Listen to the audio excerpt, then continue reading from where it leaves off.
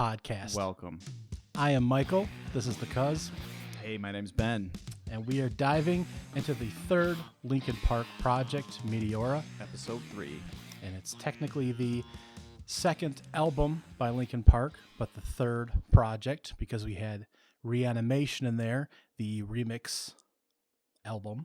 So here we go with episode 3, Meteora. Pretty cool album. I remember when it came out. I bought it on a CD when it came out. I think I bought it from Best Buy when it first came out.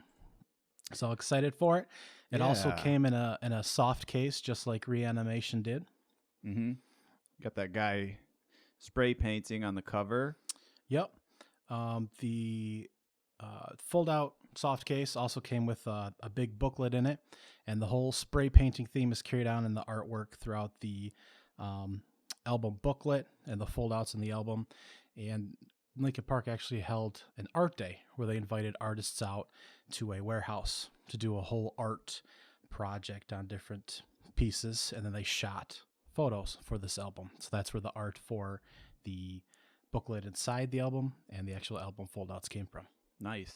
Yeah, I remember seeing that as a kid. I didn't really get it because, it's all pictures of like graffiti and paintings and stuff and not really pictures of the band. Yep. And at the time, I didn't really like it. I was like, what is this? Like, it's 50 pages of just painting. But now I think it's really cool. I flipped through it again on the re-listen.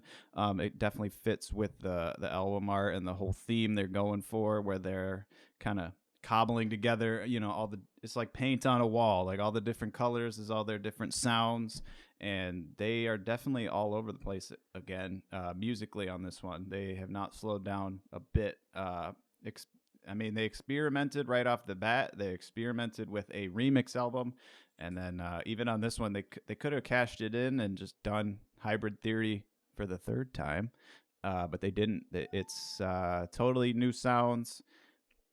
And yeah, they just ran with it, just spray painting all over the canvas.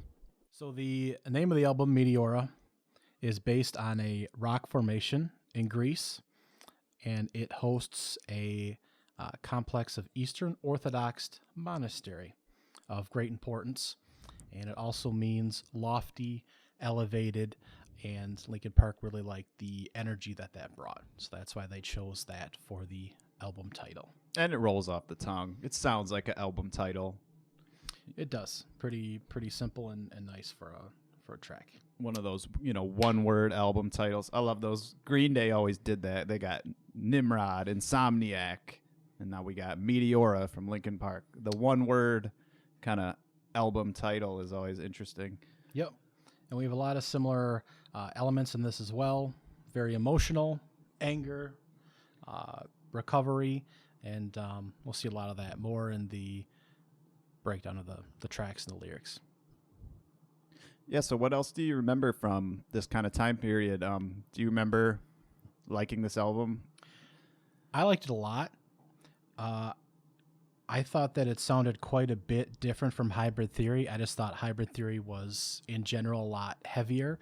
Yeah. Then Reanimation in the middle there was obviously hip hop. So then to hear this as the third project from Linkin Park was just another kind of completely different sound in general, I thought. Yeah, it's a lot more natural sounding, I think. It's more it's not really like space station sounds, really. It sounds like more like street level, kind of just the samples and the energy of the song. Some of that Reanimation stuff, especially with the synths that they were using and the different sounds they were using, it's like some of it was like alien space music, but this just feels like, you're hitting the street. This is like something you would actually hear. They still have tons of samples and tons of all kinds of stuff going on, but it does have that kind of more natural tinge to all of the sounds. More natural. At times it does sound more uplifting and more positive.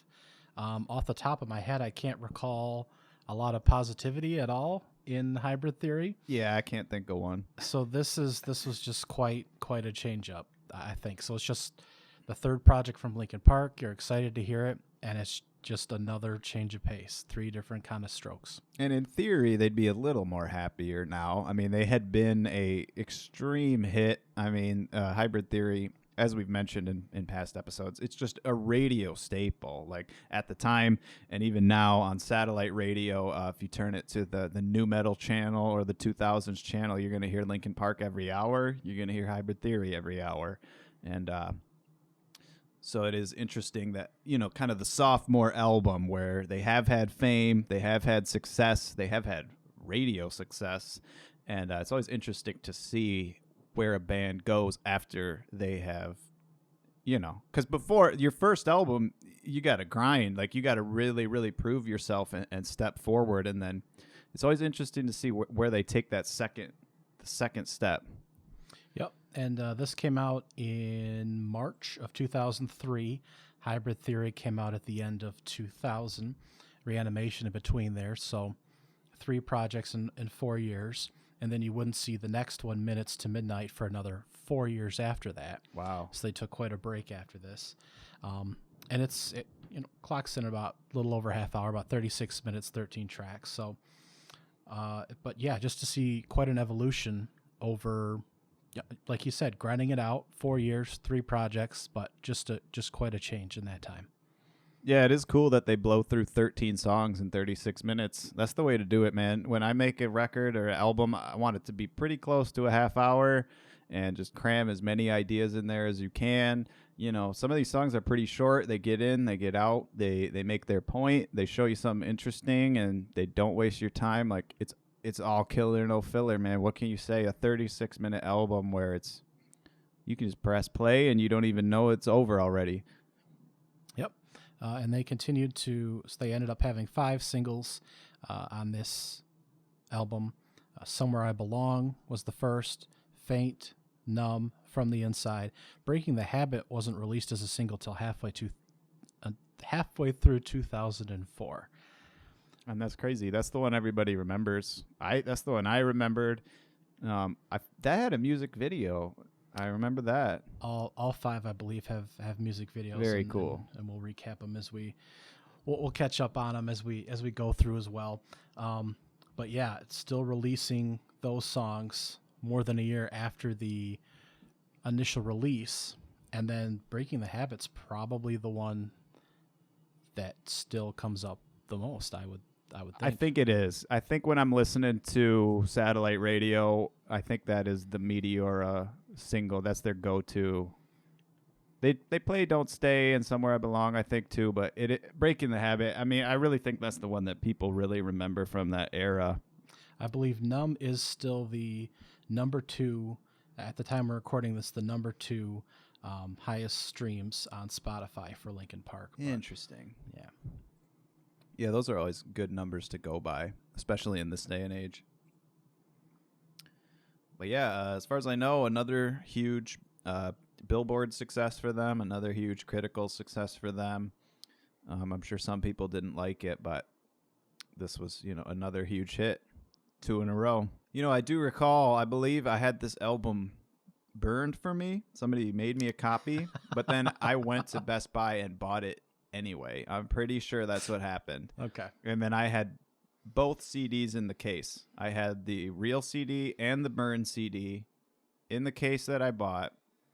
And then the CD I bought from Best Buy broke. So I had the real case and booklet and everything with the burned CD inside. And that was my Meteora adventure. That all is coming back to me now for some reason. But I'm pretty sure that was Meteora. And a whole new world. CDs, copies of CDs, mixed CDs. I'll still take a mixed CD any day. I don't want your 50-song playlist. I want your 16-track mixed CD. And the point is I bought it anyway. Like, it was so good. I was like, yeah, I got to buy it too. So that's what happened with that. Yep, absolutely. Not a skip on this album, so let's get going. Yeah, let's do track by track. So track 1, we have an intro track. It's called Forward. In general, I'm not a big fan of intro tracks in general. I think it's kind of a waste of a track. It's like, why wouldn't you just put it as the first 30 seconds of track one and just get it over with? But so, at the time, especially, I feel like there were a lot of intro tracks. Like every hip hop album it's like just a track called intro, and Intros and outros. and skits. Yep. So on this intro track, it's like we got a rain sound effect that it starts out with, and then it's like sound effects. I always thought it was like a dude breaking light bulbs, but it's doing it in like a percussive way, like on the beat. He's like smashing windows and smashing stuff. Yeah, I always envisioned a guy with a hammer. Yeah. And just the pulsating, bass as well, punching sound almost. And that's about it. We're not going to rank the intro. It really is just like a little percussion intro for the next song. Just a little warm up. So track 2, the first real track besides the 13-minute intro, Don't Stay, really sounds like old Linkin Park. So that's not a great example of our intro when we were talking about how it's a real difference. But Don't Stay sounds like classic Linkin Park. Yeah, they'd come in hard and heavy, guitar sounding, the way that it did on Hybrid Theory. They come in with the scratching, all these little interludes. There's even like a weird sample of some oscillating, like that brings it all together. Not sure what instrument that is. But yeah, classic Linkin Park, where they've got the just ridiculous, like classic 2000 sounding guitar, where you really never heard it that way before or since. Like it was a certain era. And then they just have the scratching in the back to give it all that different percussive element to it. Yeah, great kind of classic Linkin Park sound right off the bat. Yep, we got the Chester screams, of course, right on, not out of control, but he always sounds very controlled. Mm-hmm. Like he's right on point. They don't sound too wild or just all over the place. Musical screams. Oh, there we go. I like that. Very musical. He makes an instrument out of it. There we go. I like that. We do have a couple notes here from the actual insert of the album. So the guitar parts originally had a reggae style vibe. What do you think about that? Little reggae style. I can see it. The drums are like super programmed and like on the beat. They are kind of like more of that hip hop vibe to the actual drum beat. So I can see why they would kind of go in a reggae direction with it. But I mean, it's great the way it is. I would like to hear the reggae version. I would too. It says they went through 5 or 6 different variations before the final recorded version. The working title for the song was Sick. It was one of the first songs done for the project. And the opening scratching on the initial opening was done on one take, the first take. Yeah, it's got so much energy in it. Like, you can tell that he's doing it live and just really reacting. They jam, dude. That's the thing, is he's scratching, but he's jamming the way you would really do it with an instrument. Like, he's soloing. It's not just a programmed loop that he just pushes play. Like, he's playing the instrument of the scratch. He's a professional at this point. He's got it down. Yeah. World famous at this point, so... Yep, so that's not really surprising that. I would like to hear a little reggae guitars. That would certainly be interesting, but you can certainly, going back and listening to the track, you could hear how that would come in a little bit, I think.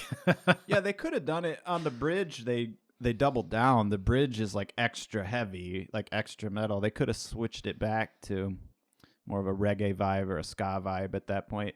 They do have, I can't remember the name of the song, but there's some stuff on some of their later albums where they do go really hard on kind of that upstroke, rock steady, rhythmic type of thing. So they definitely did make their way back to that type of that rhythm, basically, in some of their later records, and we will cover those. I think it's on like The Hunting Party or something really later where it's like, oh yeah, it's like a ska song. But this is not. This is like a great new metal, man. I mean, you think of new metal, you think of this. Like, I think it is interesting. I don't think Mike sings on this song at all. I'm pretty sure it's all just Chester harmonizing with himself, if I'm not mistaken. So that's kind of interesting that they had the confidence at that point to kind of let, they have two vocalists, but letting one or the other kind of take center stage and just believing in the whole package of the band. And, they don't all have to sing on every song, which I think is cool. Whoever fits the song, that's who gets to sing it. And that's usually the way it works out the best for bands like that, where they've got multiple vocalists. Yeah, as much experimentation as they do, they're free to have confidence in doing whatever they want and going different directions. So that they didn't stick with the reggae part per se in this instance. They're still, like we said, evolving, doing different things vocally, instrumentally, and they're not afraid to go in different areas, despite being a young group at this point, young group together recording at this point. So. And it all works. Like it fits together. It's not like they're just experimenting and just doing random all over the place stuff. Like it's a calculated experiment here. So what is your ranking for Don't Stay in the tier ranking, with S being even higher than an A+? What would you give Don't Stay? Well, we haven't been real hard on Linkin Park at all in our No. gradings. They have skated a lot. I do like this song. I do like this album. That being said, this isn't one of their lyrically intense songs. B+. I'm feeling a B+. I think the percussive element of the scratching and the drum loop adds a lot and gives it a lot of atmosphere. So that's what pushes it over the edge for me. Basically, it is kind of your typical Linkin Park song, but it does kind of have that new spin on it where they've got some it just sounds crunchy, dude. It sounds crispy on those drum loops that they got going on as well. So B+. It does. I like it. It's above average, but not atop of some of these other hits we're getting to. I'm very excited. Yeah. Holy crap. Track 3. Track 3. Yeah, it's confusing me with the intro, but holy crap. Somewhere I Belong. Dude, at the time I loved it. Now I love it. Gives me chills. I think it's a perfectly kind of crafted song. Yeah, I love it. It was the first single off the album, dropped March 13th, 2003.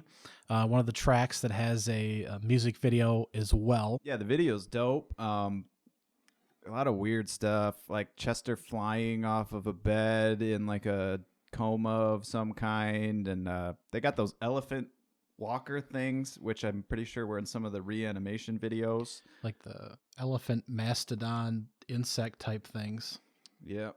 They got a bunch of shots of Gundam toys, obviously very influential to them. They've got the kind of Gundams in the art style of the first two albums, and in their logo, they got the little soldier Gundam guy. So that's kind of cool that they just have them lying around in the video. But let's talk about the song.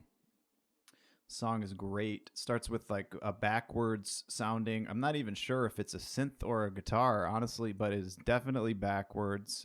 You can kind of hear that... just that backwards sound that you can only get by recording it one way and then reversing it around. And, if you're really smart and you're really good at it, you can play the notes in reverse so that when you flip it, it's the notes in the order that you wanted it, but it sounds backwards, which I'm sure is the way that they had to put this together to kind of get that effect there. Also sounds like we got a live drumming on this as opposed to a loop or a track. You can really feel those fills. And you can really feel that kind of live energy with his bass foot and with just the way he fills and stuff like that. It's pretty obvious that it's not a loop at this point, which is amazing. Brings a lot of more that rock energy back. They're always straddling the line between the hip hop and the rock, but this one rocks. Yep, it does. Some of the notes actually reference exactly what you picked up on, how they built the song on a reverse guitar and kind of playing with that and flipping it around. They originally wrote this 30 different choruses for this track and scrapping different ones. They didn't record the final version until a week after the rest of the album was done, and they were Wow. mixing the final product. It paid off. They must have knew. They're like, no, we found it. This is the way to play this one. Lyrically, you have both Mike and Chester on this. You have some of the classic question response, answer response. Yeah, the call and some response. of the call and response. There we go. Some of the back and forth that we've seen in previous records, and I believe Chester is kind of echoing himself towards the end as well. So we see some of that classic Linkin Park in the vocal construction, the lyrically in this track as well. The bridge is amazing. They take the hook and then they take the same hook to the next level, and it's just great. A great chord progression, great songwriting. Like they really hook you in, man. It's perfect. Any other? You got anything else with that one? No. Nope, I do not. I give it a S. This is the best one on the record, I believe. I'm gonna cut that because it's not true. The best one is Nobody's Listening. I say I like about 3 other songs better, but that's surprising to me. I'm gonna give this an A+. I think it's amazing. I remember showing this to a friend of mine when I was younger. We had both grown up on Hybrid Theory, and then this album came out, and the track I played for him was Somewhere I Belong. And when that bridge kicks in, we just looked at each other and we're like, yeah, that's the good part. When he's like, I will never be, that thing, yep. it just gave us chills. I mean, we were probably, I don't even know how old, man. We were in middle school, but we look at each other like, yeah, that's the good part. Always relatable. I give this a solid A. I think I'm all over the board across the albums with my gradings now, but I like a few more tracks more than this. I give the music video. I'm sure at the time it was really great. Haven't aged real well. There's also multiple music videos where the guitarist has got his headphones on. And I do realize that they were probably playing and recording while they were doing the music video. Is that what you take from this? I have noticed Brad Delson, the lead guitarist, he does that always. He wears the headphones on stage, and I don't know if it's a monitor where it is playing him the rest of the band so that he can stay in sync. If it's the drum track in his ears or if it's the vocal track in his ears.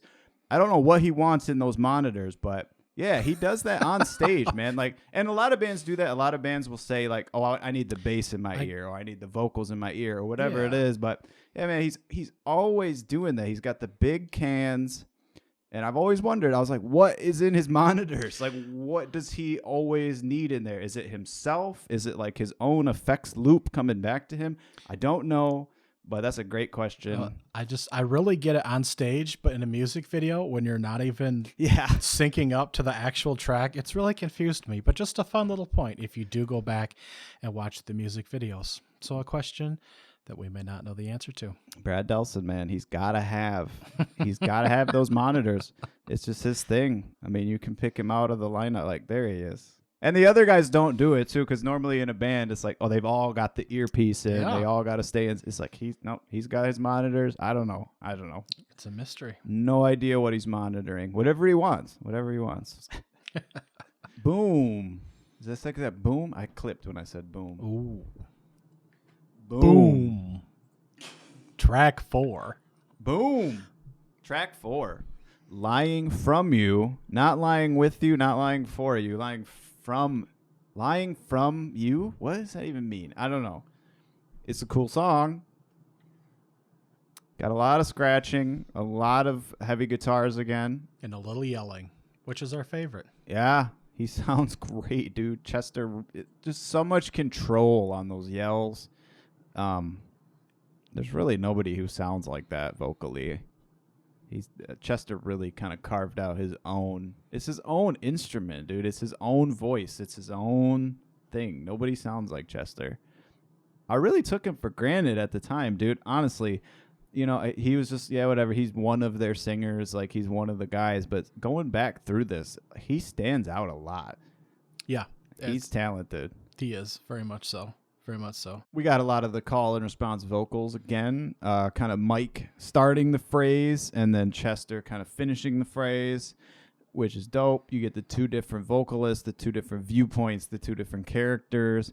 They're geniuses at that style of songwriting where you got the two different points of view going on at the same time. Obviously a trick they've used before and a trick they will use again, and it pays off for them again. We have nothing complicated lyrically at this point, but we do have I Can Forget About the Criminal I Am, stealing second after second, just because I know I can, and just some more relatable lyrics here, and just some again, lying from the hell, I don't know where I'm going with this. Lying from you, not lying for you. Or lying under you. That's different too. Mm-hmm. But yeah, we've got Johan, obviously, on the turntables as always. I think we've got the return of kind of that drill sound effect or whatever it is. I don't even know what it is, but it's just a grinding drill noise that they make musical. Somehow they take a terrible sound and they just know how to blend it on in as a sample. And just kind of adds that extra texture. That's the word I was looking for earlier. It's a textured song. They really know. It's like when you're painting a picture, but you can show the texture. You can show that you're like painting a fruit or a piece of cloth or something. You can convey it's got a grit to it. And they are the masters at that. And I think Meteora is one of the whole album is kind of where they really honed in on that type of grittiness. Lying From You is not bad. I'll give it a C+. Ooh. I mean, it's great. It is great. It's kind of more just an album track. It was never a single. It's not really a genre blend that we haven't heard before. What'd I say? C+. I give it a C+. I don't think it's anything particularly special for them. Yeah, they've done it before. They'll do it again. It's good. It's catchy. The hook is great, man. Their chord progressions they're spot on. Like they know how to craft a hook and keep you interested like that. Yeah, this one's just kind of an album track, just kind of one of many. Just kind of keeps the album moving along. Not really a standout particularly. Yeah, one of the more boring songs on the album, really. Track 5 is called Hit the Floor. If you held a gun to my head and said, what is the name of this song? I could have never told you it's called Hit the Floor. No, but your jaw hit the floor and you heard it for the first time. Most likely did. I don't remember particular, but I'm sure it did. This one bangs. They've got, they're really, kind of another classic sound for them. Do you like this one better than Lying From You? Yeah. Okay. I love this one a lot. Cool. And you've got something we haven't seen in this album yet again, where they go really heavy in the chorus and then they'll strip it out in the verse again, and then they'll amp you back up for the chorus. And dude, it works. Yeah. They got the kind of, it reminds me a lot of Runaway, the song from Hybrid Theory, for some reason. Just kind of conjures that same, or maybe even Forgotten. That's maybe more what I'm thinking of. Track 10 on Hybrid Theory. It just kind of conjures those same types of imagery for me. And yeah, they got the chill verses where it's kind of that menacing, just kind of like that style of rapping where he never lets up, but then they still ramp you up to the chorus. Like it still has that movement and that progression to the song. Spooky. This is a spooky one. Yeah, they have the ominous sounds in the choruses. Almost, I would say, kind of makes me think of Alienish a little bit at times,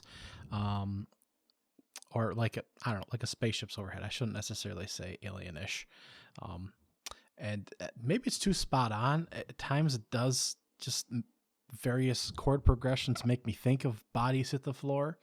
Yeah, I mean, not fully, but in various parts. Maybe it's too spot on, but it is pretty similar to Bodies at the Floor. You're right. there are progressions where I hear that. But And that's a better song. But this is a good song too. yeah, you go from the hip hop chorus to the Chester screams, and just what they do instrumentally between the choruses and the verses, stripping instruments in and out, and just the highs and the lows. It's just awesome what they're able to do. And it just ends. Like all these songs, just it ends immediately. Like they get to the end of the riff, da da da da, bow, and drops you over, out. You hit the floor. They hit the floor. They hit the fan. That was when it hits the fan, but I guess it's hit the floor when you hit the floor. I don't know. Brief track, really. It's 2 minutes and 44 seconds. I think it's cool, but I don't think it's as cool as "Lying from You," the track right before this. And I think I said C+ on that, so I got to give this one a C. Kind of an average, another good. I'm not gonna say filler track because it's all killer, no filler, but it's more just kind of moving you along. Not quite a standout.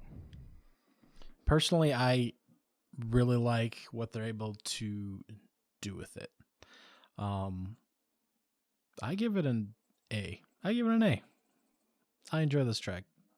All right, track number 6. Our first, a little bit mellower, not screw your parents type of track that we have on here. Yeah, I think this counts as a power ballad. Yeah. It kind of just chugs and chugs and chugs. You've got the guitars in there. Like it is heavy, but it never changes and it never really ramps up or ramps down. It kind of just washes over you. And especially with the kind of clean guitar parts in the verses and stuff like that, and they got amazing harmonies in there too, with Chester harmonizing with himself and harmonizing with Mike. It's multiple layers. It sounds great. Point is, I do believe this counts as a power ballad. It became kind of cliche in the 1980s where every single metal band had to have a power ballad to get on the radio and to appeal to a wider demographic of fans. So it became a cliche, almost an insult to call something a power ballad. But I think by the time we hit the 2000s and stuff like that, it's more of a welcome. It's like, oh, okay, cool. They got a chill one. People don't roll their eyes at power ballad anymore. But this is Linkin Park's power ballad, I do believe. Yeah.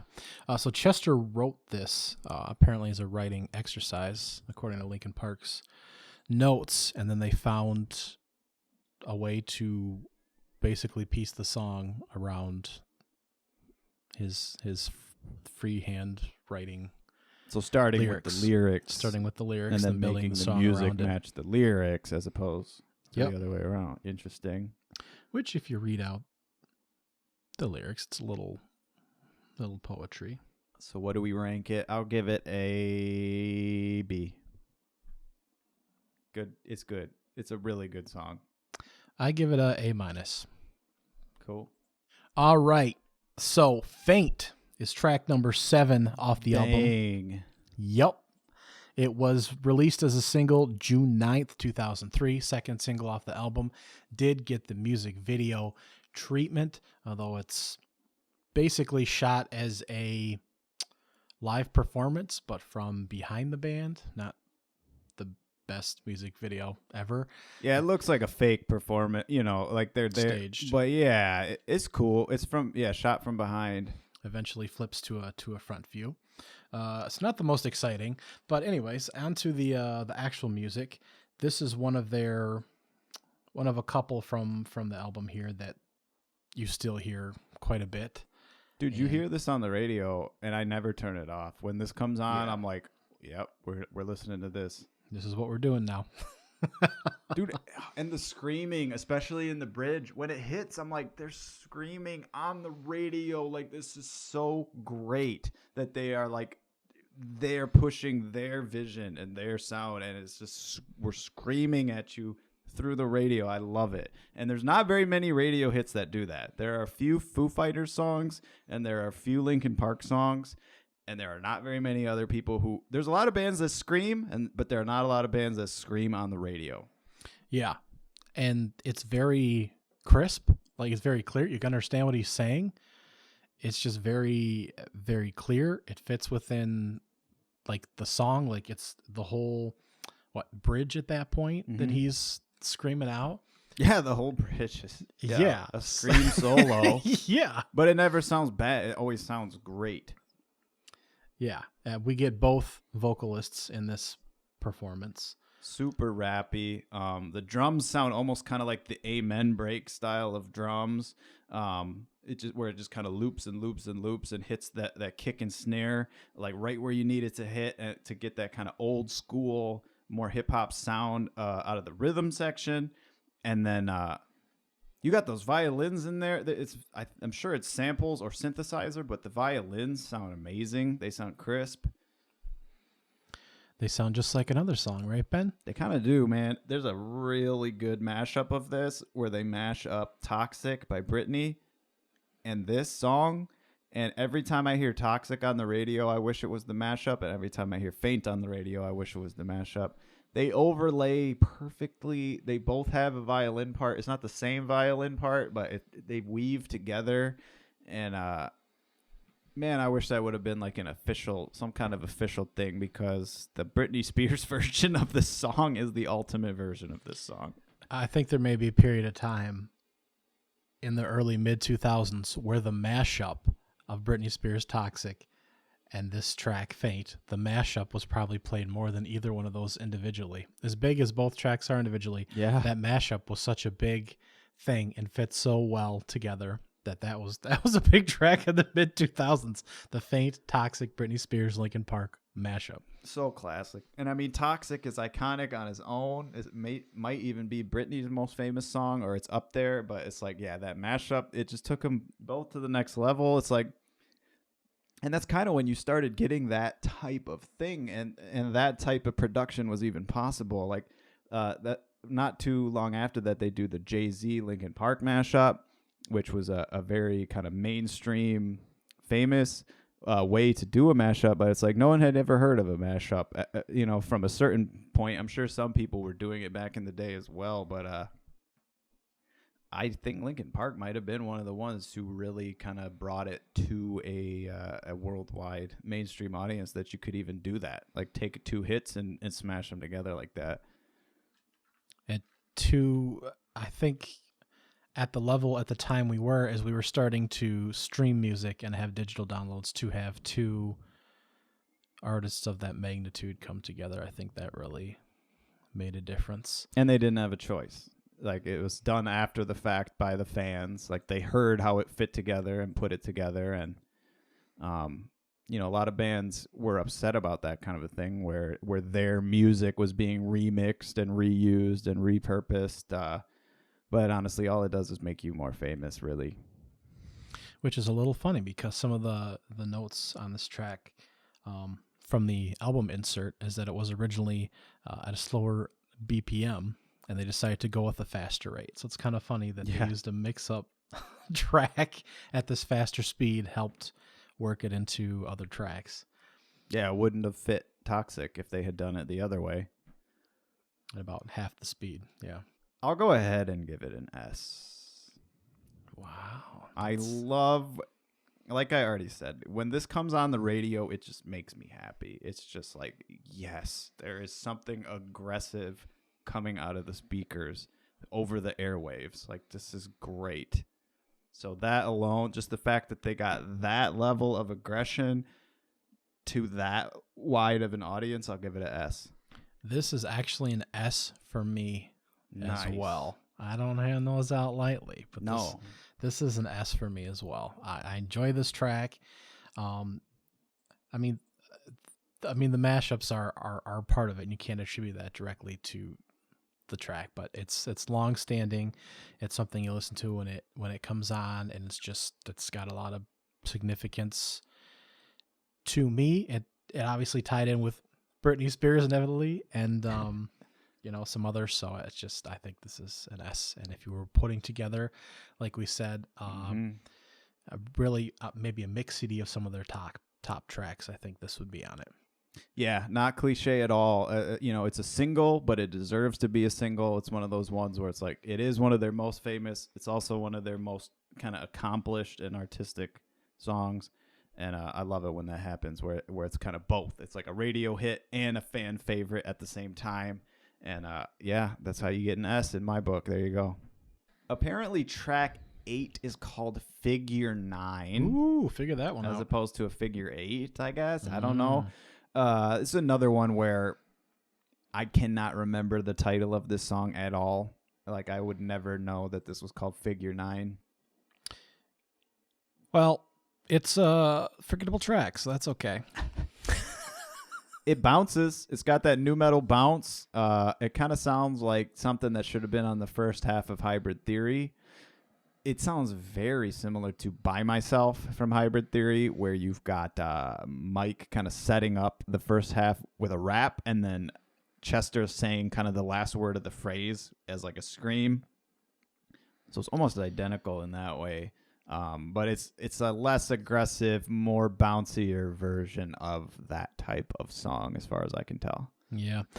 So the group originally pulled the rap verses for singing verses and then swap the rap verses back in. So if this track was sang all the way through, I mean, we can imagine it. Overall, I think this is a very bland track, so I'm not very impressed with this track at all. It's just very, like you said, it sounds like previous pieces they've done. It could have really been a Hybrid Theory B-side. I mean, if this was stuck in between, like One Step Closer and With You, you wouldn't have blinked. Like, it would have just been like, okay, they got the bounce. They know what they're doing. But, a little bit of a retread. It just seems like they could have done something else with, I mean, they like to drop instruments in and out of choruses. They like to do with all the experimenting they do. More layers would have helped. Yeah, something else. We never turn down more Chester screams. No. Certainly there is touches of him. There isn't a real scream on this track, is there? I Let Myself Become You, and he's certainly, it's aggressive. Yeah, but there's not a real Chester scream. So I don't know. They could have done about 50,000 other things that they're capable of doing with this track, I feel. C minus? Yep. All right. And the C minus it is. We'll bounce right through this. Bounce. We got track 9, Breaking the Habit. Very famous song. One of their most famous songs. For whatever reason, I did not like this song when I was younger. This was kind of the song I skipped. I'm not sure if it's because it has more of that clean style or what, but as a kid, this was my least favorite one. I liked it quite a bit. I did like the strings, piano. At the time, I was a cellist and a pianist, so I did enjoy those aspects of it quite a bit. And this just wasn't something that Linkin Park had used much in their repertoire at this point, other than the My December track, which again was a bonus track at the time. You might not have heard it, so it wasn't something that they used very often. And it's a very uplifting, positive track, which is again something that they don't write in very often. And per Linkin Park's notes, this was actually something that Mike had been working on for a long time, lyrically, and hadn't found a good piece to, do it justice, that he thought did it justice. And the original instrumentation for this was going to be used as the intro. Oh. So he thought that in working with digitally, and are the pianos and strings in this real? I think so. It looks like we've got David Campbell, who did string arrangements for Faint, which is the Britney Spears mashup, and Breaking the Habit, this one, he's like a composer who has worked with all kinds of people. Muse, looks like Miley Cyrus, Adele, Justin Timberlake, Linkin Park. So they brought this guy in to write. He's a composer to compose the violin and cello parts, and they have credited 2 viola players, 2 cello players, and 6 violin players. So they had a full string section, 6, 7, 8, 10 guys and a composer to kind of take these songs to the next level. It is subtle in there, and they've used violins before, I believe, as more of a synthesized sound. Yep.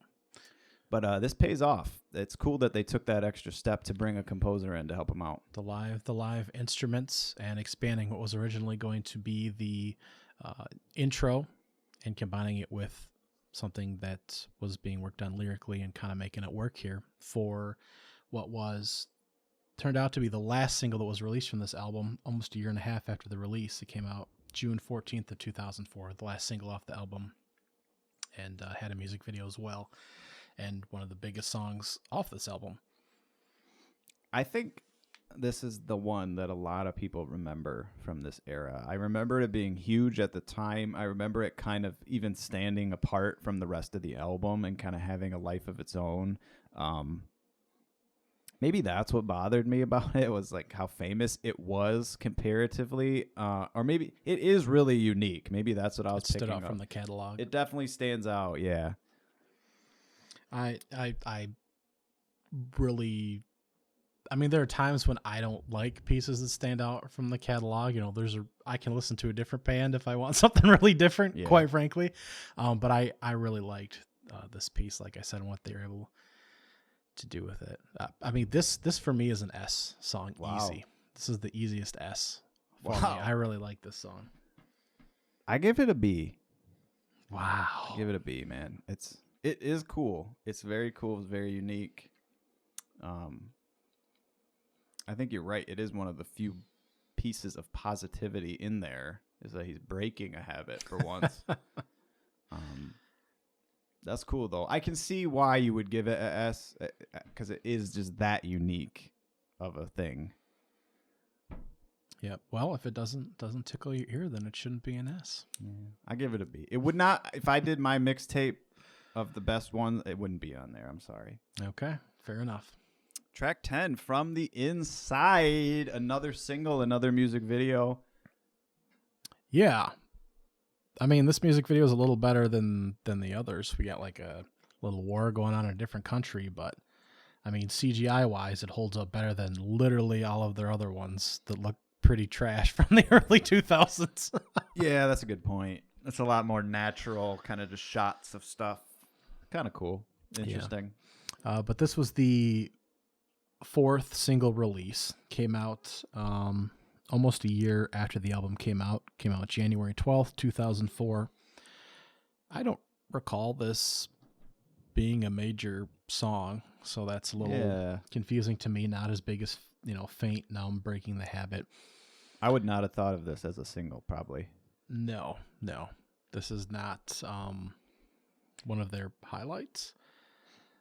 They kind of start out as more of that kind of mid-tempo, kind of, not progressing. It's more of that power ballad idea where they kind of just plow straight ahead with kind of the same vibe. They get a lot heavier on the bridge, which kind of wrecks the vibe of the power ballad, but it's cool. It's got a lot of aggression to it. It definitely builds on itself up to that point.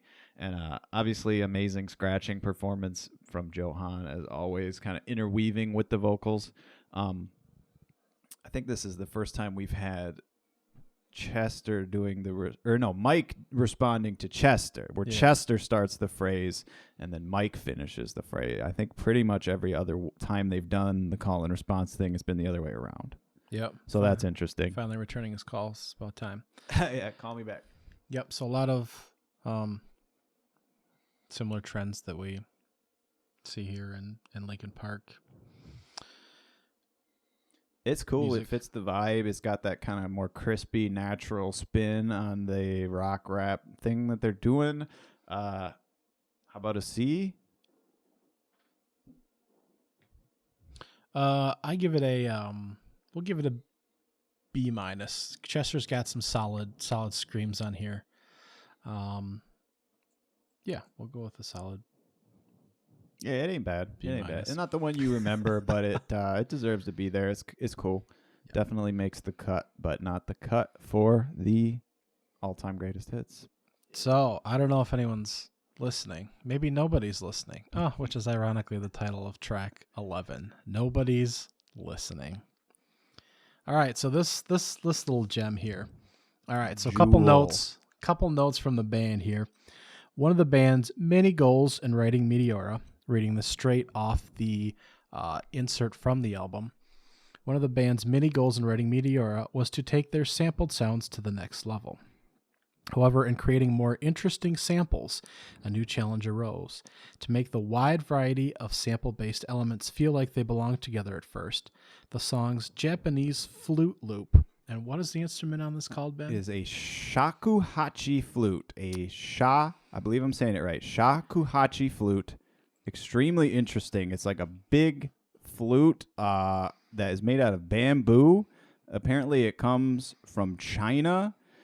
In the 7th century, and when you hear that thing, I mean, you go all the way back in time, dude. Like, you don't hear that in music almost anywhere. Apparently, I'm looking at the wiki page for shakuhachi flute. It looks like there are a few classic rock bands who have employed that in some of their music, but come on, tell me another band that has a shakuhachi in there. Like, you've never heard this before. I think it's amazing. Yeah. Well, apparently, the inclusion of that, they made it really challenging for them, and that Mike and Chester really had to scramble to find lyrics and the placement for that in the song. Mm-hmm. So, but it fits pretty nicely here, and nobody's listening. This is a solid jam, dude. And then just they're talking about their own music. He's like, I call to you so clearly, but you don't want to hear me. Nobody's listening. Like we've mentioned in the past podcasts, most of their lyrics are not very poetic. Like it's not. It's all at face value. Like there's no hidden meanings. There's no metaphors. It's like the stuff that Chester is saying is like 100% just this is how it is. This is how he feels. And this song is just about that phenomena. How he's like, look, I don't know how much more clearly I can say it. Like we have no poetry. We have no metaphors. We have no nothing in our lyrics. And still, you're not listening. You don't understand it. Like he's putting it on a record that gets played on every radio station in the world, and you still don't understand. Like they're still not like how much more clearly can he express himself. And I just think that's incredible. Just that type of meta-analysis where they're writing about themselves, and just they've got that level of self-awareness to even do a song like that this early in their career. I think is incredible that they had that amount of foresight and that amount of just self-awareness. Yeah, I got a heart full of pain and head full of stress, handful of anger held in my chest, and everything left is a waste of time. I hate my rhymes, but I hate everyone else's more. There you go. He hates his own rhymes. That is just amazing. Like I remember hearing that as a kid and just being like, wow, I've never heard an artist say something like that. Like every other artist, they're constantly trying to promote themselves and tell you how great they are. And they're literally like, I hate myself. Like that is so different from almost any other pop artist I can think of, where they're that honest and they're that just able to see outside of themselves and see what's really going on is great. And hey, they got their what's the instrument called again? Their flutes. They got their flute sample in a song. Shakuhachi. There you go. Yeah, I believe they never use it again after that. I mean, it's kind of a one and done type of thing. You can't really have every song on the record have a shakuhachi part in there, but apparently not.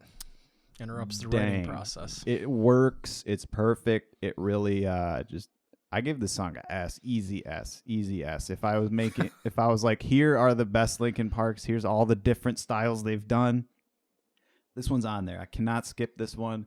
I think it is one of their greatest uses of a sample that they ever did across the whole thing. And then, like you were saying, they had to step up the songwriting. They step up the sample game, then they have to step up the songwriting game, and they absolutely did. S tier song.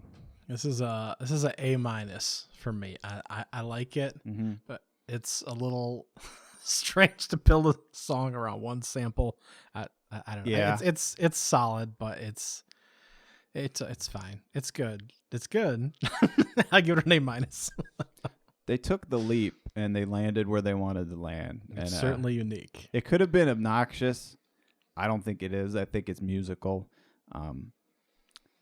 Yeah, I can see if it's not for you, it's not for you. But you gotta just the meaning of the song and the whole vibe just fits together with the sample. It's perfect. I don't know what else they could have done with that sample. Like it's perfect. No one can take that sample and make a different song out of it. Like this is the song.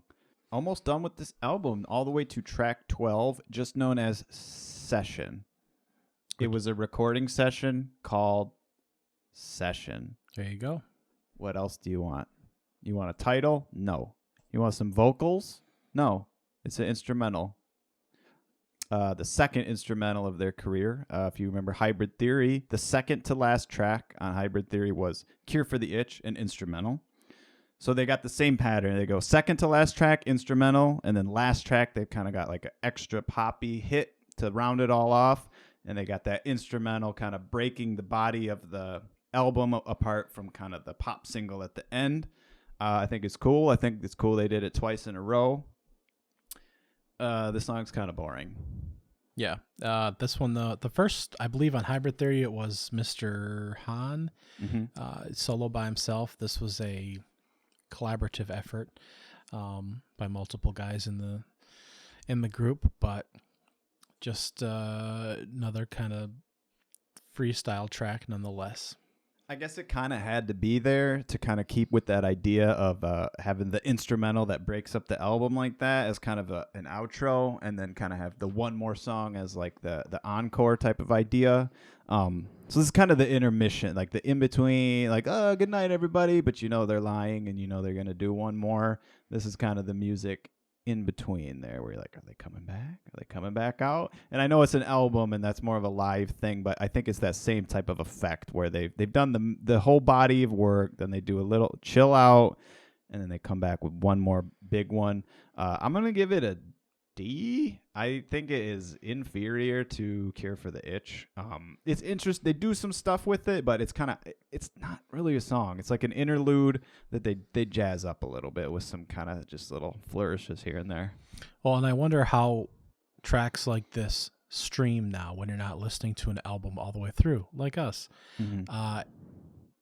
So they probably don't do as well, I would imagine. But this can be a D. I'm not re-listening to this. Not on its own. Yeah. 2 minute 23 second. 2 minute 23 second little skedaddle, little play around. Yeah.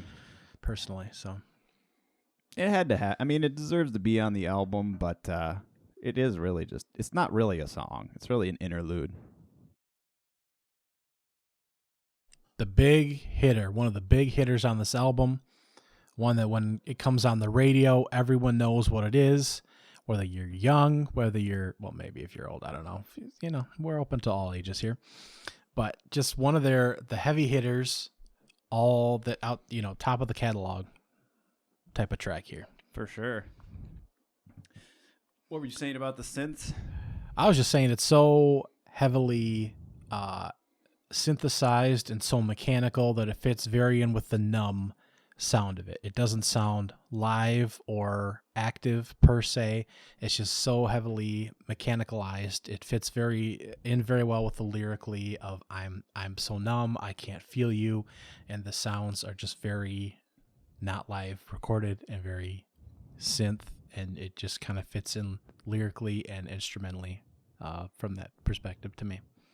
Yeah, that's a cool point, especially since, as we were saying, kind of the whole vibe of this record was that more natural sounding approach to all the instruments and stuff like that. And yeah, it's cool that the final kind of encore track is more of that, like you were saying, it feels numb, it feels alien, it feels like, a lot less natural than where we've come before so far on the album.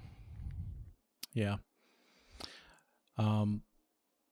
This track was per Linkin Park's notes that came along with the album, one that came along just before they started recording and was one of the quickest to kind of put together and record, which is always how the hits come, right? Pretty quick, pretty easy.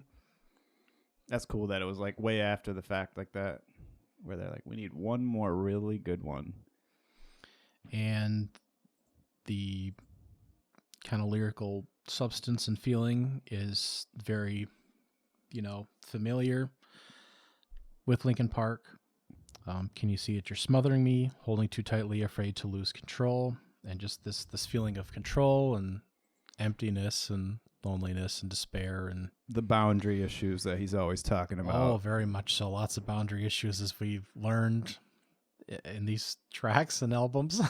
He's like, I'm in your head, you're in my head, I'm under your skin, you're under my skin, I'm inside you, you're inside me. It's another one of those kind of explaining that whole situation.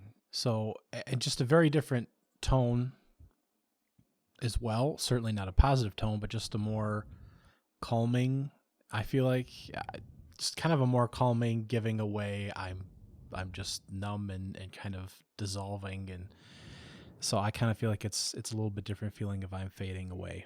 Mm-hmm. So I kind of like that this track is slightly different feeling and mood and tone. And that synth sound is just iconic. Like that instrument, whatever synth tone they dialed up there, it's like it's only in this song. I mean, I'm sure there's other songs that sound similar, but you hear that style of synth and you automatically think of this song. It's the perfect song to write with that sound. Very, very recognizable. The intro hook was what conceived the whole track. Apparently, was what the intro was. What they built the rest of the song around. It wasn't necessarily the lyrics or a particular piece. It was they're like, oh, that sounds good. Let's kind of build a track off that. You start at the beginning and go from there. Yep. I think it's cool. I'll give it an A. This for me is an S. Nice. This would be on the top mix CD of This Is Linkin Park tracks. Anything else to say about Numb? I don't think so. I'm kind of glad that the album ends on this very iconic track and kind of this mellow, hopeless feeling. I'm kind of glad it ends on this and not another headbanger, actually. Yeah, they bring you back down again. So it's not the happiest feeling, but we're not always the happiest when listening to Linkin Park, I guess. So what else can we say about Meteora now that we have kind of gone on our re-listen, our re-back through the album? What else is there to say? Besides a couple forgettable tracks, I think I really like some of the different samples. Our little flute and Nobody's Listening. A couple of our highlight tracks, Faint, Numb, Breaking the Habit, tracks everyone knows. Hit the Floor is a great track as well. The hip hop and the heavy guitar riffs and the back and forth, and we have a lot of classic Linkin Park elements where we're dropping out instruments in the chorus and putting stuff back in, responses. Of course, both Chester and Mike played off each other well throughout the album. So yeah, a lot of classic, although I'd argue not classic at the time it was released because there were only 3 projects in, but a lot of what we'll see is typical Linkin Park items at this point, and a lot of some mellow tunes, a little bit different sounds, I would say, with Numb, and I'm trying to think of what some of the other, Breaking the Habit. Yeah. So a couple mellower songs that we didn't really get off the first album, and then the remix, Reanimation. So a couple new things, couple old things. This might be my favorite album. I'll have to recalibrate by the time we're all done going through everything, but it's certainly one of my favorites. Yeah, it's one of their best. I think the experiments in this kind of pay off more consistently than in some of their future albums, where they're even more experimental, but maybe not all of it pays off as like a catchy radio thing that they can run with like that. Yeah, they kind of really hit that sweet spot between experimental, but it's so catchy, dude. They really knew what they were doing. The chord progressions, the beats, the way your brain anticipates the next chord. Like it's that catchy where you just automatically got it. You know the hook, you understand the hook the first time you hear it, and then you can sing along right away. And no matter how aggressive or experimental they get, all the songs on this album absolutely have that quality where you can kind of learn the words the first time you hear it, and it's so catchy that you just catch it. It's infectious. I concur. Cool. So that was our review, episode 3 of Meteora. Thank you so much for listening. Please check us out on all the social medias. We are on every single one, so please add us on all of them, every single one you use. We're going to do this forever, every day until we die, every week, and we'll be releasing them a week at a time. Next week, we're going to try to do Live in Texas, the live album, and we're going to see how that goes, as far as if we're going to do a full episode on that to try and explain some of the different live versions that they did, and that will be interesting as our first live Linkin Park project for an episode. Yep. So for now, this is Michael. And I am Ben. And you'll chat with us later. You will. Bye.